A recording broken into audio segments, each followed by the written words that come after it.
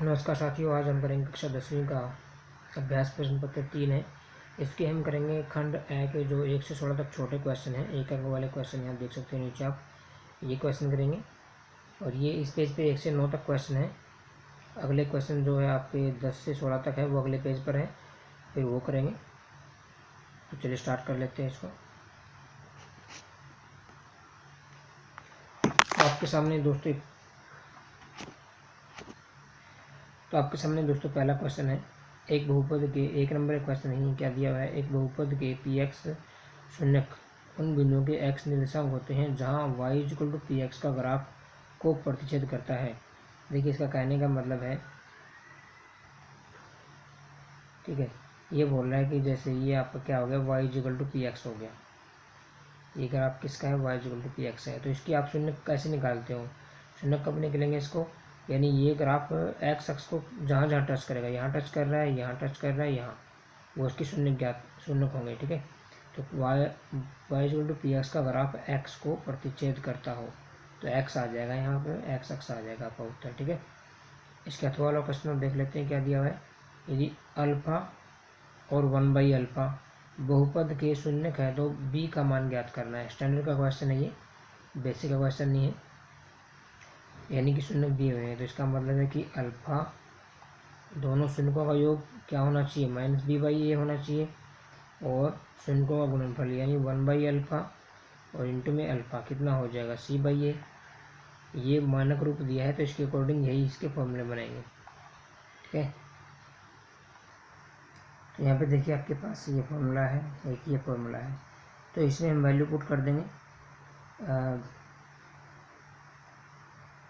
यहाँ से देखिए आप, ये कैंसिल हो गया, तो ये क्या आ गया, 1/1 = c/a। तो यहाँ से आप देख सकते हो, कंपैरिजन करोगे तो c की वैल्यू भी कितनी होगी, 1, और इसकी a की वैल्यू भी कितनी होगी, 1। अब आपको b की वैल्यू निकालनी है, ठीक है। यहाँ से तो ये मान जो है आप a का किधर रख दो, इसमें रख दो, b की वैल्यू आ जाएगी। क्या दिया आपके पास ये कि अल्फ़ा प्लस 1/अल्फ़ा किसके इक्वल है, -b/a। की वैल्यू रख दी मैंने 1, और यहाँ इसको सॉल्यूशन करोगे तो अल्फ़ा एलसीएम आ गया, तो ये आ जाएगा α² + 1 = -b। b की वैल्यू क्या आ जाएगी दोस्तों, ये आ जाएगी माइनस उस साइड चला जाएगा, α² + 1 /अल्फ़ा, ये वैल्यू हो जाएगी इसकी, ठीक है। ये इसकी b की वैल्यू आपको निकालनी थी। अब नेक्स्ट क्वेश्चन देख लीजिए, क्वेश्चन नंबर 2। तो नेक्स्ट क्वेश्चन आपके पास क्वेश्चन नंबर 2 और 3 मैंने एक साथ कट पेस्ट कर लिए। क्या दिया गया है, 2 पासों को एक साथ फेंकने पर योग 4 प्राप्त करने की प्रक्रिया क्या होगी। ये है क्वेश्चन नंबर इसका अथवा भी है, ये बाद में देखेंगे। 2 पासों को फेंक रहा है तो देखिए प्रक्रिया क्या होती है आपकी, पीछे दर्शाते हैं, वो होती है आपकी अनुकूल परिणाम, और बटे में क्या होता है इसका, कुल परिणाम, यानी कुल परिणामों की संख्या और अनुकूल परिणामों की संख्या, ये हमें निकालनी जरूरी है, ठीक है। अब इसमें अनुकूल परिणाम क्या हो जाएंगे, पहले तो कुल परिणाम बताइए क्या हो जाएंगे। जब 2 पैसों को फेंकोगे आप तो कुल परिणामों की संख्या क्या हो जाएगी दोस्तों, तो उस केस में कुल परिणाम आपके पास हो जाएंगे, ये सूत्र होता है 6 की पावर, कितनी बार फेंक रहे हैं पासे को, 2 बार, तो 6 की पावर 2 यानी कितना हो जाएगा, 6 × 6 36 आ जाएगा कुल परिणाम। ये 1 नंबर के लिए बेसिक में बहुत इंपॉर्टेंट है, ध्यान रखना। ये फॉर्मूला इसका 6 की पावर n का मतलब जितनी बार पासे को फेंकोगे। सिक्के की बात करूँगा तो सिक्के में होता है ये फॉर्मूला 2 की पावर n, यानी सिक्के में 2 ही होते हैं, h और t, इसलिए 2 आ गया। यहाँ पे पासे में कितनी संख्या आती है, 6 होती है, इसलिए 6 आ गया। n का मतलब जितनी बार फेंक रहे हो आप। अब यहाँ पे निकाल लेते हैं अनुकूल परिणाम। अनुकूल परिणाम में क्या बोल रहा है कि दोनों पासों पे 4 आना चाहिए, योग 4 आने की प्रक्रिया निकालनी है। तो योग 4 कब आएगा, जैसे पहले पे 1 आ गया, दूसरे पे फिर कितना आना चाहिए, 3 आना चाहिए, तभी तो 4 होगा। 3 में पहले मान लिया उछाला, उस पर आ गया 2, और दूसरे पे कितना आया, फिर 2 आ गया। या पहले पे 3 आ जाए और दूसरे पे कितना आ जाए, 1, यही केस बनेंगे। तो ऐसे कितने केस बन रहे हैं, वही दोनों पासों पे 3 1 4 2 2 4, यही बन रहा है। तो इनकी संख्या होगी 3। तो प्रक्रिया क्या हो जाएगी दोस्तों, 3 अनुकूल परिणामों की संख्या बटे में कुल परिणाम, यानी 1/12 आपका उत्तर हो जाएगा, ठीक है। इसी में आप नेक्स्ट क्वेश्चन देख लीजिए। क्या दिया गया, संख्याएं हैं -3 -2 -1 0 1 2 3 में से कोई एक संख्या चुननी है। इसकी क्या प्रयोक्ता होगी कि चुनी गई संख्या का वर्ग 1 से कम या 1 के बराबर है। वर्ग 1 से कम आना चाहिए या 1 के बराबर होना चाहिए। पहले तो कुल परिणाम देख लो कितने हो जाएंगे। मैं और वाला क्वेश्चन करा रहा हूँ आपको। इसमें कुल परिणाम आपके पास क्या हो जाएंगे, कुल परिणाम कितने हो जाएंगे, कितने हो गए, 1 2 3 4 5 6 7, 7 हो गए। कुल परिणाम तो हो गए 7। अब निकालो अनुकूल परिणाम। आपको पूरा लिखना है, मैं शॉर्ट फॉर्म में लिख रहा हूँ। अनुकूल परिणाम हो जाएंगे चुनी गई संख्या का वर्ग। देखिए पहली संख्या -3 है, इसका वर्ग कीजिए, कितना आएगा 9। दूसरी संख्या -2 है, इसका वर्ग कीजिए, कितना आएगा 4। फिर -1 का वर्ग कीजिए, कितना आएगा 1। 0 का वर्ग कितना आएगा 0। फिर अगली संख्या है 1, ये संख्या लिख रहा हूँ मैं यहाँ पे, इनका वर्ग कर रहा हूँ हर एक का। 1 आया, 2 का वर्ग करूँगा कितना आया 4, ऐसे 3 का वर्ग करूँगा तो कितना आएगा 9। तो इसने कहा वे संख्याएं जिनका वर्ग 1 से कम हो या 1 हो। 1 से कम का मतलब 0 आ गया या 1 हो, तो 3 ही है वो संख्याएं। ठीक है, 1 -1 है, 0 है, 1 है, जिनका वर्ग आ रहा है 1 या 1 से कम आ रहा है। 3 ही संख्याएं हैं, अनुकूल परिणाम उसमें 3 होगी। तो प्रयोक्ता क्या हो जाएगी 3/7 आपका उत्तर हो जाएगा दोस्तों। ठीक है, नेक्स्ट देख लेते हैं क्वेश्चन नंबर 4। इसी में क्वेश्चन नंबर 3 है। अगला क्वेश्चन क्या है, शून्य को -2 5 से कितने बहुपद बनाए जा सकते हैं। तो ध्यान रखना 2 है तो 2 एक ही बहुपद बनाया जा सकता है। क्वेश्चन नंबर तीसरे का आंसर क्या हो जाएगा, एक ही बहुपद बनाया जा सकता है। ठीक है, एक उत्तर हो जाएगा। अगर बनाना चाहो तो क्या बनेगा x², ये फॉर्मूला होता है अल्फा प्लस बीटा, शून्यों का योग तो आएगा यहाँ पे इंटू में x प्लस अल्फा बीटा। ठीक है, तो यहाँ पे x² अल्फा प्लस बीटा मतलब इन दोनों का योग। तो यहाँ पे देख लीजिए अल्फा बीटा क्या है, अल्फा प्लस बीटा, तो का मतलब है कि क्या हो जाएगा -2 और +5 कितना हो जाएगा 3, और अल्फा बीटा क्या हो जाएगा, इसका मतलब है -2 × 5, यही तो शून्य का है, तो -10 हो जाएगा। बस इस फॉर्मूले में रख दो ये वैल्यू। अल्फा प्लस बीटा की वैल्यू कितनी 3, तो ये हो जाएगा 3x, और अल्फा बीटा कितना हो जाएगा -10। तो यही एक बहुपद बनेगा इनसे, और कोई बहुपद नहीं बन सकता है। ठीक है, तो ये हो जाएगा आपका आंसर, एक बहुपद बनेगा। और नेक्स्ट क्वेश्चन देख लीजिए, अब क्वेश्चन नंबर 4 आ गया है। तो यहाँ पे देखिए दोस्तों क्वेश्चन नंबर आपका 4 आ गया। क्या दिया गया, निम्न समीकरण युग्म किस प्रकार की रेखा युग्म को दर्शाते हैं, ये हमें बताना है। ठीक है, क्या दिया आपके पास, क्वेश्चन नंबर 4 का सोल्यूशन क्या हो जाएगा कि आपके पास 6x - का 3y + का 10 = 0।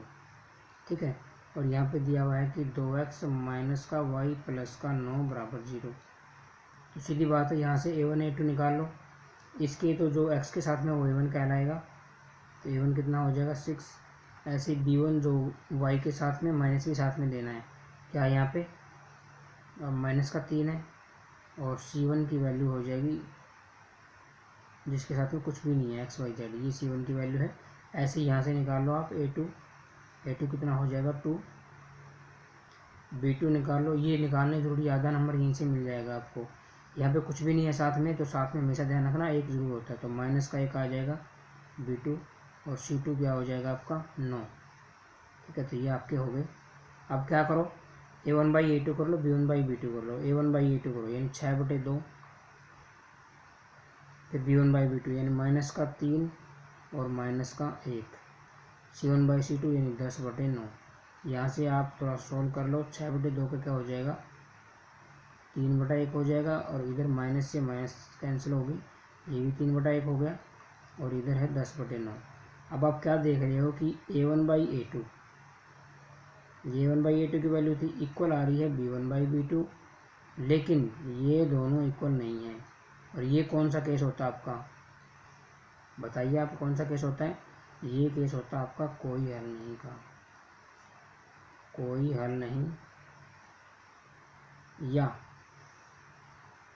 कैसा समीकरण युग्म है, ये समांतर रेखाओं का है, इसमें कोई हल नहीं होता है।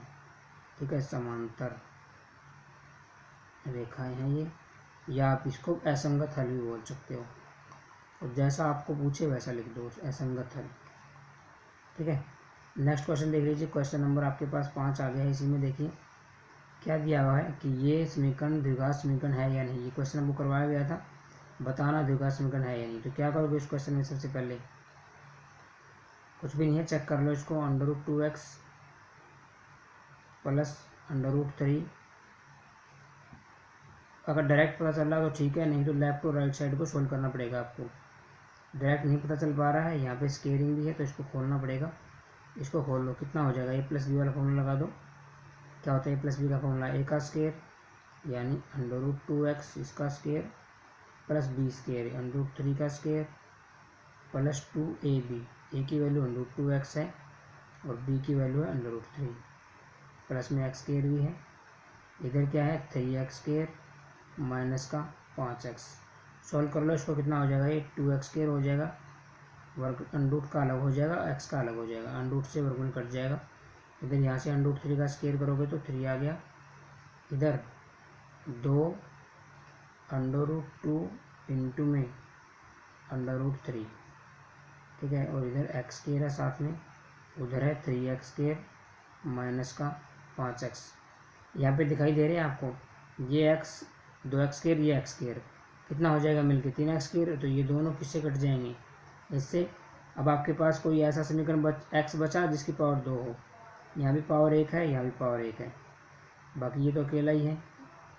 तो यहाँ पे द्विघात समीकरण तो बचा ही नहीं, तो क्या हो जाएगा? नहीं आ जाएगा, द्विघात समीकरण नहीं है, द्विघात समीकरण नहीं है, ठीक है। नेक्स्ट क्वेश्चन देखिए, क्वेश्चन नंबर आपके पास आ गया 6।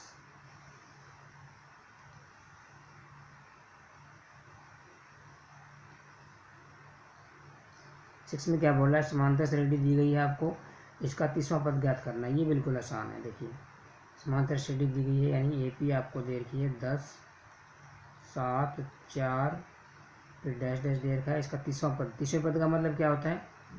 A30 आपको निकालना है। A30 निकालने के लिए क्या फॉर्मूला है? AN वाला फॉर्मूला लगेगा। AN का फॉर्मूला क्या होता है? A प्लस, फॉर्मूला पहले लिखा करो, क्वेश्चन गलत हो जाए तो फॉर्मूले, अगर 3 नंबर का क्वेश्चन तो 1 नंबर फॉर्मूले का मिल जाएगा आपको, आधा 1 नंबर, ठीक है। तो A की वैल्यू क्या होती है? पहला पद A कहलाता है। A की वैल्यू लिख लो, तो वैल्यू कौन कौन सी है? A की वैल्यू हो जाएगी 10। D की वैल्यू क्या होती है? D होता है इस टर्म में से ये घटा दो, पहले वाली टर्म में से 7 में से क्या घटा दो? 10, कितने आ गई? माइनस का 3 आ गया। AB आ गया। N की वैल्यू क्या होगी? अगर आपको निकालना है A30, तो इसका मतलब हो गया दोस्तों कि N की वैल्यू कितनी है? 30। बस सब कुछ आ गया, फॉर्मूले में रख दो। AN यानी A30, A प्लस A कितना था? 10 प्लस N-1, N तो निकालना ही है, इंटू D, सॉरी N निकालना है भाई। N की वैल्यू भी तो पुट करोगे। N की वैल्यू कितनी पुट कर दोगे? 30, -1 इंटू D की वैल्यू कितनी? -3, 10, ये हो जाएगा आपका 29 और इंटू में -3, गुणा कर लो, इसमें कितना हो जाएगा? ये 3 में 27 का 7, 2, 3 में 6, 2, 8, माइनस का 87 आ जाएगा और ये माइनस का 77 आपका आंसर हो जाएगा। यानी इस AP का 30वां पद क्या होगा? -77 आंसर हो जाएगा आपका। चलिए नेक्स्ट कर लेते हैं, क्वेश्चन नंबर 7। नेक्स्ट क्वेश्चन आ गया क्वेश्चन नंबर 7। देखिए, एक वृत्त को 12 समान त्रिज्याखंडों में बांटा गया, प्रत्येक त्रिज्याखंड का केंद्र कोण ज्ञात कीजिए। यहाँ पे क्वेश्चन नंबर 7 आप देखिए क्या किया गया इसमें। जैसे वृत्त आपका 12 में बांट लिया, जैसे 2 भागों में हो गया, 4 में हो गया, ऐसे ही 4, 2, 6, 2, 8 में हो गया, ऐसे 12 भागों में बांटा गया है। तो आप मुझे बता सकते हो कैसे निकालोगे? पूरा कितना होता है? 60 डिग्री का घेरा होता है इसका वृत्त का आंतरिक कोण। तो 12 बराबर भागों में बांटा, तो 12 से भाग कर दो तो कितना आ जाएगा? 12 के 36, यानी 30 डिग्री का होगा प्रत्येक त्रिज्यखंड, ठीक है। ये त्रिज्यखंड होता है, ये वाला 30 डिग्री का बनेगा उसमें, अगर 12 भागों में बांटोगे तो। अब क्वेश्चन नंबर 8 देख लीजिए कैसे होगा। तो ये इसका आंसर हो गया, ध्यान रखना। यदि वृत्त की परिधि और वृत्त का परिमाप बराबर है तो वृत्त के क्षेत्रफल और वृत्त के क्षेत्रफल में संबंध ज्ञात कीजिए। वृत्त की परिधि क्या होती है? वृत्त की परिधि, वृत्त की परिधि होती है 2πr, और वृत्त का क्षेत्रफल क्या होता है? सॉरी, वृत्त का परिमाप है, वृत्त का परिमाप है यानी ये आपका है वर्ग का परिमाप। वर्ग का परिमाप आपका होता है 4a होता है, 4 इंटू भुजा। ठीक है, ये दोनों बराबर हैं, यानी कि 2πr आपका बराबर दे रखा है 4a के। तो यहाँ से वैल्यू निकाल लो आप। तो यहाँ से आप वैल्यू निकाल लो a की, तो ये आ जाएगा 2πr, 4 से डिवाइड में आ जाएगा, तो a की वैल्यू आ गई। यानी थोड़ा सा और सॉल्व करूँ तो ये πr/2, ये a की वैल्यू आ गई। ये काम आएगी अपने, ध्यान रखो। अब क्या निकालना है, वृत्त के क्षेत्रफल का वर्ग के क्षेत्रफल के संबंध निकालना है। यानी वृत्त का क्षेत्रफल आपको ऊपर लिख लेता हूँ मैं। वृत्त का क्षेत्रफल क्या होता है, πr²। ठीक है, और वर्ग का क्षेत्रफल आपका क्या होता है, वर्ग का क्षेत्रफल होता है a गुणा a, भुजा गुणा भुजा, πr²। ये तो u का ही रख लो। इस a की जगह क्या वैल्यू रख दो, ये वैल्यू रख दो πr/2 और इंटू में πr/2, ये वैल्यू मैंने रख दी। अब यहाँ से देखिए क्या आंसर हो जाएगा, πr², ये ऊपर जाके क्या हो जाएंगे, पलट जाएंगे, 2/πr हो जाएगा, और इधर भी 2 क्या हो जाएगा, πr हो जाएगा। पाई से पाई कैंसिल हो गया, और ये दोनों आर भी कट गए इससे। ठीक है, तो ऊपर आ गया 2 दूनी 4, और नीचे आ गया आपका पाई बचा। पाई का मतलब 22 से 7। जब मैं इसको इसके साथ में लेके जाऊंगा तो ये पलट जाएगा। 7 बटे कितना हो जाएगा, 22। ये काट लो, 2 दूनी 4, 2 पे 11, तो 7 दूनी 14, 11, 14:11 आपका आंसर हो जाएगा। यानी जो वृत्त का क्षेत्रफल है वो वर्ग के क्षेत्रफल का 14/11 होगा। क्वेश्चन नंबर 9 देख लीजिए आप। ये आपका था क्वेश्चन 8वां क्वेश्चन था, ये नोट कर लेना आप इसको। क्वेश्चन नंबर 9, यदि इस युग्म देखें x + 4y - 4 बराबर 0 और 2x + ky बराबर 3 असंगत है तो k का मान ज्ञात कीजिए। असंगत कब होते हैं भाई, असंगत होते हैं जब a1/a2 b1/b2 ये तो इक्वल हो, लेकिन इक्वल ना हो c1/c2 के, तब असंगत होते हैं। तो निकाल लो, इसमें क्या कर देंगे हम, x + y - 4 बराबर 0, और इधर दिया हुआ है 2x + ky, वो भी साइड ले आएंगे, -3 बराबर 0। डायरेक्ट कर दूँ इसके साथ में, x के साथ की वैल्यू a1 होती है, 1 होगी, नीचे वाले की क्या होती है a2, 1/2 कर दूँ। यहाँ पे देखिए इसके साथ में कुछ भी नहीं है, y के साथ में है जो b1 होता है 1, और b2 के ऊपर क्या हो जाएगा, k हो जाएगा। ऐसे ही c1/c2, यानी -4 -3, तो 2 आ जाए यहाँ से। एक केस तो ये बन जाएगा कि 1/2 किसके इक्वल हो जाएगा, 1/k के। क्रॉस मल्टीप्लाई करोगे तो k की वैल्यू क्या आ गई यहाँ से 2, एक वैल्यू तो ये आ गई। दूसरी वैल्यू कहाँ से आएगी कि जो 1/k है वो आपका इक्वल होगा, या माइनस से माइनस कैंसिल हो जाएगी, 4/3 के। यानी k क्रॉस मल्टीप्लाई कर लेना, 4k किसके इक्वल आ गया, 3k, और k की वैल्यू क्या आ जाएगी दोस्तों, 3/4 आंसर हो जाएगा। और यहाँ ध्यान रखना नॉट इक्वल का निशान है यहाँ पे। ठीक है, तो यहाँ हमेशा नॉट इक्वल का निशान रहेगा, तो यहाँ भी नॉट इक्वल का निशान रहेगा। तो 2 आंसर हो जाएंगे इसके, k की वैल्यू 2 और k की वैल्यू 3/4 नॉट इक्वल। नेक्स्ट देख लेते हैं, क्वेश्चन नंबर आ गया 10वां। दोस्तों देखिए क्वेश्चन नंबर 10 आ गया आपके सामने। दी गई आकृति में यदि ए ओ बी दिया 125 डिग्री, यानी ये वाला एंगल दिया हुआ आपके पास 125 डिग्री, तो आपको क्या निकालना है, सी ओ डी आपको ज्ञात करना है। सी ओ डी कौन सा, ये वाला एंगल है आपको। ठीक है, ये वाला एंगल ज्ञात करना है। तो आपको पता है ये कैसे त्रिभुज है, ये एक चक्रीय त्रिभुज है, जो कि ये इसके अंदर क्या है, एक वृत्त है। ठीक है, तो ऐसी त्रिभुज में क्या होता है जिसके अंदर वृत्त हो, जो इसकी चारों भुजाओं को टच करता है, उसमें क्या होता है, जो आमने सामने कोण होते हैं ना अंदर के, ए ओ बी प्लस सी ओ डी, इनका योग क्या होता है, 180 डिग्री होता है। ये कॉन्सेप्ट है, याद रखना आप। तो ए ओ बी तो आपके पास कितना दिया है, 125 डिग्री। आपको क्या निकालना है, सी ओ डी निकालना है। तो क्या हो जाएगा, कौन सी ओ डी क्या हो जाएगा, 180 डिग्री, और उस साइड जाए क्या हो जाएगा, ये माइनस हो जाएगा 125 डिग्री। ध्यान रखना ये 1 है। तो कितना आंसर आ गया, 10 में से 5 गया 5, 7 में से 2 गया 5। तो 55 डिग्री आपका उत्तर हो जाएगा। ठीक है, नेक्स्ट क्वेश्चन देखिए, कोई इसका अथवा पार्ट है कि आकृति में ओ वृत्त का केंद्र है, ये वृत्त का केंद्र है ओ, पी टी और पी क्यू बाह्य बिंदु ओ पी से बाह्य बिंदु पी से वृत्त पर 2 स्पर्श रेखाएं, 2 स्पर्श रेखाएं हैं। ठीक है, यदि टी पी क्यू 70 डिग्री है, यानी टी पी क्यू कौन सा है, ये वाला एंगल दिया 70 डिग्री है, तो टी आर क्यू ज्ञात कीजिए। ये ज्ञात करना आपको बहुत ही आसान है। आप मुझे ये बताइए, ये एंगल मैंने आपको करवाया था, ये angle T O Q, angle T O Q plus angle T P Q, इन दोनों का मान, इसका और इसका मान कितना होता है, 180 डिग्री होता है। क्यों? क्योंकि ये तो 90 डिग्री का होता है, आपको पता है। तो ये दोनों कितने के बचे, चारों कोनों का 360 होता है, तो ये दोनों 180 के बच गए। तो टी पी क्यू की वैल्यू तो दी हुई है 70 डिग्री, तो टी ओ क्यू आपका कितना हो जाएगा, ये हो जाएगा 180 डिग्री, ये इस साइड जाके माइनस हो जाएगा, माइनस का 70, यानी कि ये आ गया 110 डिग्री। अब आप मुझे बताइए, यहाँ पे ध्यान से देखिए, अगर ये कोई वृत्त है और इसमें यहाँ पे केंद्र पे कोई कोण बन रहा है, 110 डिग्री आ गया नहीं, तो ये वाला कोण, इसके शेष भाग में बना कोण क्या होता है, इसका आधा होता है इसका, ध्यान रखना। तो हमें जो निकालना है टी आर क्यू, ये क्या हो जाएगा, केंद्र पे बना कोण जो आपका टी ओ क्यू वो भी निकाला, उसका आधा होता है, तो 110 डिग्री बटे 2, तो कितना आंसर आ जाएगा आपका, 55 डिग्री आंसर आ जाएगा। अगर ये दिया हो, ये मान लिया दिया हो तो 70, और ये निकालना हो तो इसका दुगुना हो जाएगा, ये 140 हो जाएगा। ठीक है, ध्यान रखना, ये निकालना हो तो ये आधा हो जाएगा, वो निकालना दुगुना हो जाएगा, ध्यान रखो। तो ये आपका हो गया है, कर लेना इस क्वेश्चन को। नेक्स्ट क्वेश्चन देखिए आप, क्वेश्चन नंबर आपके पास आ गया है।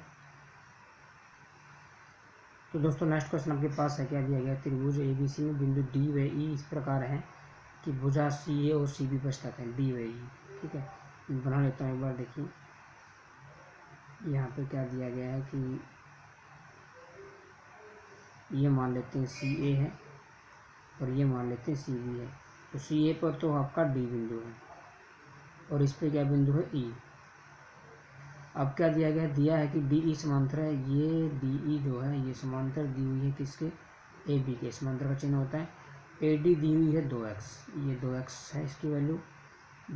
डी सी की वैल्यू दी हुई है आपके पास x + 3, ठीक है, और सी ई की वैल्यू x दी हुई है, डी ई की वैल्यू दी हुई है 2x - 1। ठीक है, अब आपको पता है थेल्स प्रमेय से क्या हो जाएगा, अगर डी ई समांतर है ए बी के, तो इसलिए थेल्स प्रमेय क्या कहता है कि जो C D by A D है बराबर हो जाएगा सी ई बाई ई बी के, यानी कि ये टुकड़ा बटा ये टुकड़ा और बराबर हो जाएगा इस टुकड़े के, इसके इक्वल हो जाएगा। सी डी की वैल्यू रखते हैं यहाँ से, सी डी की वैल्यू क्या है x + 3, ए डी की वैल्यू क्या है 2x, ऐसे ही सी ई की वैल्यू x है और ई पी की वैल्यू ई बी की वैल्यू 2x - 1 है। क्रॉस मल्टीप्लाई कर लो, 2x की वैल्यू x से हो जाएगी तो 2x क्या हो जाएगा स्क्वायर, और इधर क्या है इन दोनों की मल्टीप्लाई, यानी x + 3 की मल्टीप्लाई हो जाएगी 2x - 1 के साथ। मैं इधर मल्टीप्लाई करके लिख रहा हूँ, पहले x की मल्टीप्लाई होगी इन दोनों के साथ, फिर 3 की मल्टीप्लाई होगी इन दोनों के साथ। पहले x से कर लेता हूँ, x की 2x से 2x स्क्वायर, x की -1 से x, फिर 3 की 2x से 3 दूनी 6x, और 3 की -1 से -3, 2x से 2x कैंसिल हो गया, और इधर क्या बचा 5x, क्योंकि माइनस का x था घट जाएगा, -3, इधर 0 था, 3 को उस साइड ले जाओ 5x, और हमें तो x की वैल्यू चाहिए, तो x की वैल्यू क्या हो जाएगी 3, और ये 5 उस साइड जाके भाग में हो जाएगा, तो 3/5 उत्तर हो जाएगा दोस्तों। ठीक है, नेक्स्ट क्वेश्चन देख लीजिए आप, क्वेश्चन नंबर आपके पास आ गया है 12वां। क्वेश्चन नंबर 12 पढ़ लीजिए, sin² 60 + 2 tan 45 - cos 30 डिग्री का मान ज्ञात करना है।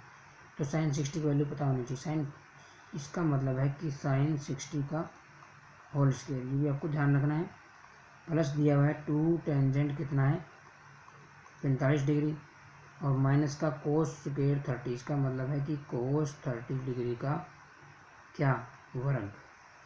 आप बताइए sin 60 कितना होता है, sin 60 के होता है √3/2 इसका whole square, plus 2 tan 45, tan 45 का वैल्यू होता है 1, माइनस कोस 30 की वैल्यू होती है 1 बाई, नहीं इसकी होती है √3/2। ठीक है, अब यहाँ पे देख लीजिए आप क्या आ गया, √3 का स्क्वायर अलग हो जाएगा तो 3 आ जाएगा, नीचे 2 का स्क्वायर अलग हो जाएगा यानी क्या हो जाएगा 4 प्लस 2 × 1 2 आ जाएगा, माइनस का ये कितना हो जाएगा 3 और नीचे 4, ये कैंसिल आउट, कितना आंसर आ गया 2, 2 आपका आंसर हो जाएगा। और इसका अथवा क्वेश्चन देख लीजिए आप, जो इसके अथवा में दिया हुआ है, क्या दिया हुआ है कि x की वैल्यू दी हुई है आपके पास, ये वैल्यू दी हुई है, y की वैल्यू ये दी हुई है पूरी, x प्लस वाई का मान निकालना है। तो x प्लस वाई क्या हो जाएगा, x की वैल्यू रख दो यानी 2 साइन स्क्वेयर a हो जाएगा, प्लस में y की वैल्यू क्या है 2 कोस स्क्वेयर a प्लस 1, ये y की वैल्यू है। 2 इसमें कॉमन ले सकता हूँ, दोनों में कॉमन ले लो, क्या बचा साइन स्क्वेयर a, ये आपको उस टाइम सोचना पड़ेगा। अब मुझे तो पता है कि यहाँ पे वैल्यू कितनी हो जाएगी इसकी, वापस 1 हो जाएगी, क्योंकि sine square a plus cos square a 1 होता है। तो यहाँ पे कितना आंसर आ गया, 2 की मल्टीप्लाई से करेंगे 2 प्लस में 1, तो कितना आंसर हो जाएगा दोस्तों 3 आंसर हो जाएगा। ठीक है, तो दोनों के उत्तर हो गए। नेक्स्ट क्वेश्चन देख लीजिए, क्वेश्चन नंबर दोस्तों देखिए 13 नंबर क्वेश्चन, द्विघात समीकरण बहुत ही आसान है। द्विघात समीकरण x² माइनस 0.04 इक्वल टू 0 के मूल ज्ञात करने हैं। तो क्वेश्चन नंबर 13 का आंसर देखिए आप क्या होगा कि x² माइनस 0.04 के मूल ज्ञात करने हैं। मूल ज्ञात करने का मतलब ही क्या होता है, x की वैल्यू निकालनी है, ये ध्यान रखना आप। ठीक है, तो यहाँ से तो इजीली x की वैल्यू आ जाएगी, फैक्टर करने की जरूरत ही नहीं है। तो ये हो जाएगा आपका x स्क्वायर, ये उस साइड जाए क्या हो जाएगा 0.04 प्लस का हो जाएगा, और x की वैल्यू निकालना चाहते हैं उस साइड जाए क्या हो जाएगा इसका दशमलव, यहाँ पे ध्यान रखना। ठीक है, इसका वर्गमूल हो जाएगा, वर्गमूल का मतलब है देखो दशमलव हटा दो 4/100, अब आप इजीली निकाल सकते हो 4 का वर्गमूल कितना आ जाएगा 2 और 100 का वर्गमूल 10, यानी 0.2 आंसर हो जाएगा। लेकिन क्या आंसर आएगा, प्लस माइनस आंसर आएगा, क्यों, क्योंकि वर्गमूल है, खुलेगा तो प्लस माइनस देगा, तो 2 मूल हो जाएंगे इसके, एक तो प्लस का 0.2, एक माइनस का। ठीक है, दूसरा तरीका ये भी अपना सकते हो आप, एक्स का स्क्वायर ले सकते हैं, इसको ले सकते हैं 0.2 का स्क्वायर। ठीक है, तो a² माइनस b² ऊपर फॉर्मूला लगा दो, एक तो हो जाएगा x, ये भी कर सकते हो आप, ध्यान रखना। ठीक है, तो ये हो जाएगा a माइनस b, एक बार क्या हो जाएगा a प्लस b, दोनों को 0 के इक्वल पुट कर लो। तो देखो इसको 0 के इक्वल पुट करोगे तो x की वैल्यू आ जाएगी 0.2, और इसको पुट करोगे 0 के इक्वल तो x की वैल्यू आ जाएगी आपकी माइनस का 0.2, तो ये दोनों वैल्यू आ जाएगी। आप जैसे चाहो वैसे कर सकते हो क्वेश्चन को। ठीक है, ये ध्यान रखना, ये ऐसे भी कर सकते हो। क्वेश्चन नंबर 14 देखिए, क्या दिया गया कि एक बेलन का वक्र पृष्ठ क्षेत्रफल 264 मीटर स्क्वायर है, उसका आयतन 924 मीटर क्यूब है, तो बेलन की ऊंचाई और व्यास का अनुपात ज्ञात कीजिए। एक नंबर में क्वेश्चन नहीं है ये, कम से कम 2-3 में है, तो स्टैंडर्ड वालों के लिए क्वेश्चन है ये, ध्यान रखना, और बेसिक वालों के लिए भी ये आ सकता है। इतना तो नहीं आएगा लेकिन फिर भी आप ट्राई कर लेना। तो वक्र पृष्ठ क्षेत्रफल दिया हुआ, वक्र पृष्ठ क्षेत्रफल क्या होता है बेलन का, 2πr/h होता है, जो कितना दिया गया है 264, और उसका आयतन दिया गया है हमारे पास, आयतन दे रखा है, आयतन क्या होता है बेलन का πr² होता है, कितना दिया है 924, क्या कर देंगे अब इनको डिवाइड कर देंगे आपस में, वक्र पृष्ठ क्षेत्रफल को उसके आयतन से डिवाइड कर देंगे। तो देखिए यहाँ से h से h कट गया, पाई से पाई कैंसिल हो गया, तो क्या बचा यहाँ पे ऊपर बचा 2 बचा, साथ में r बचा। ठीक है, और नीचे क्या बचा r², इधर 264 है और नीचे है 924।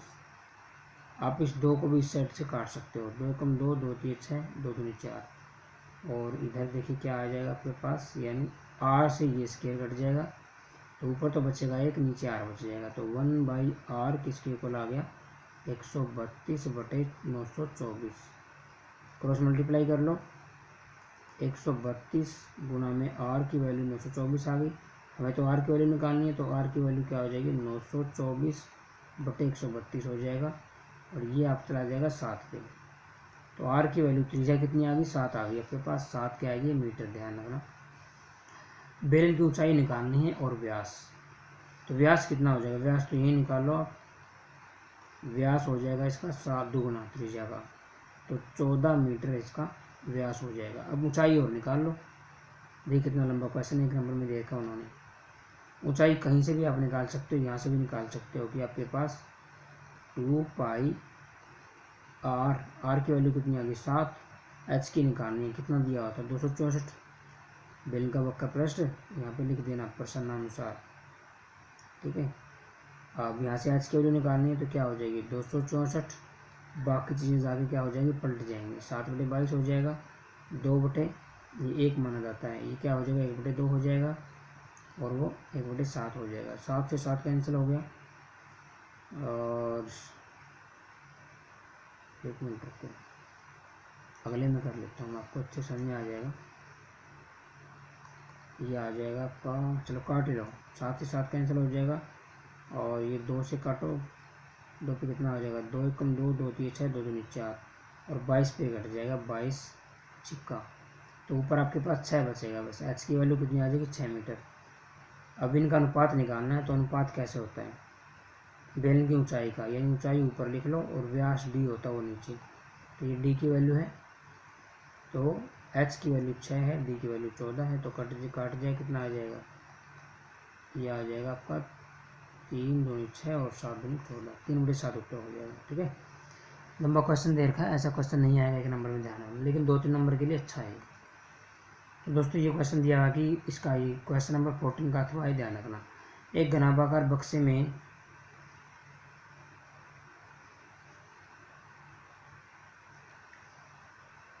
तो ये क्या दिया है कि एक घनाभार बक्से में एक ठोस गेंद पूरी तरह समा जाती है, यदि घनाकार बक्से की भुजा बी है तो गेंद का आयतन ज्ञात कीजिए। घनाभाकार नहीं, घनाकार होना चाहिए, ठीक है। जैसे मैं बना लेता हूँ घनाकार एक बॉक्स,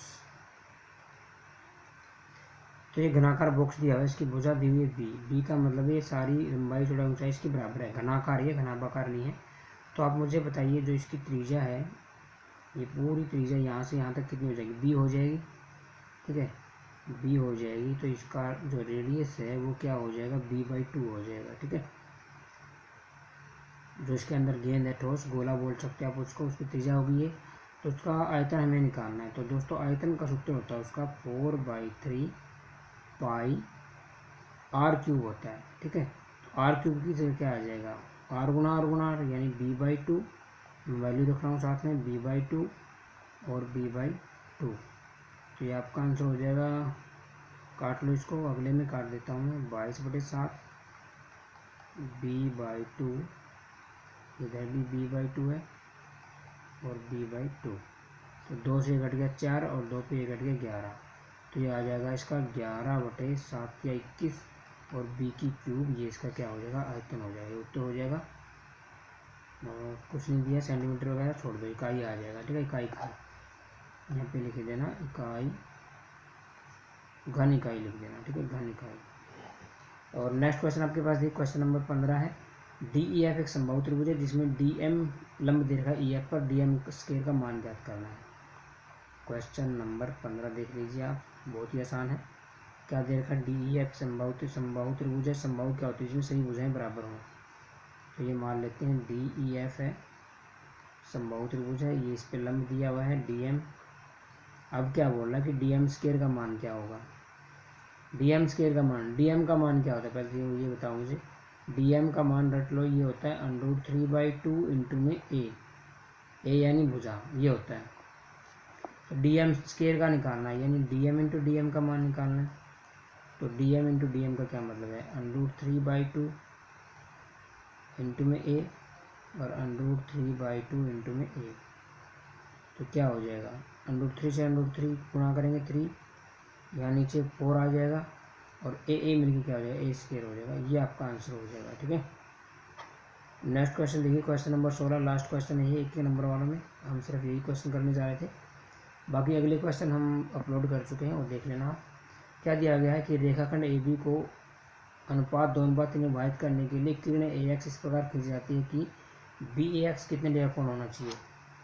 ये बहुत बेसिक क्वेश्चन पूछ रहे हैं, 11.1 से है, क्या बोल रहा है, जैसे ये हो गया आपका AB, इसको 2:3 में बांटना है। कैसे बांट 2:3 में, ये बोल रहा है BAX कितना एंगल बनाते हो, ये वाला एंगल BAX ये कितने डिग्री का बनाते हो, ये वाला। ये ध्यान रखना हम बनाते 30 डिग्री का या 60 डिग्री का, तो हमेशा न्यून कोण बनाना होता तभी आपका आंसर आएगा। तो ध्यान रखना, ये हम क्या बनाएंगे, न्यून कोण, तो न्यून कोण आपका आंसर हो जाएगा। ठीक है, तो आज की वीडियो में दोस्तों इतना ही, मिलते हैं अगली वीडियो में, और हमारे साथ बने रहे। हम सैम्पल पेपर सेकंड के 1 से 16 तक एक नंबर वाले क्वेश्चन करवाएंगे। Thanks for watching, bye bye friends.